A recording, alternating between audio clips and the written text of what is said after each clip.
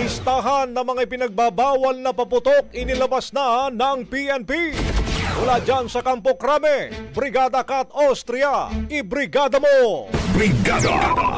Live report! Inilabas ng Civil Security Group ng Philippine National Police ang listahan ng mga ipinagbabawal na paputok at pyrotechnic devices sa pagsalubong ng bagong taon.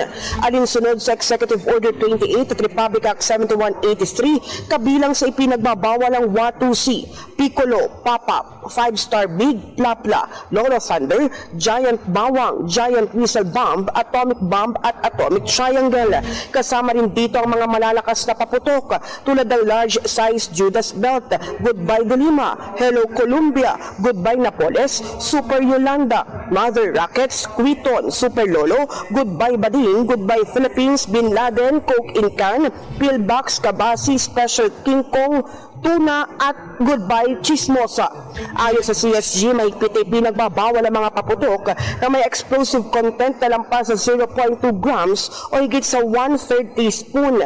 Pinalalhanan din ang publiko na tiyaking mula sa certified Philippine standard retailers lamang ang mga bibilihing paputok upang masiguro ang ligtas at masayang pagdiriwang ng bagong taon. In the heart of changing lives, ito si Brigada Cat Austria ng 105.1 Brigada News from Manila, the Music News Authority. Bagong Brigada Balita Nationwide.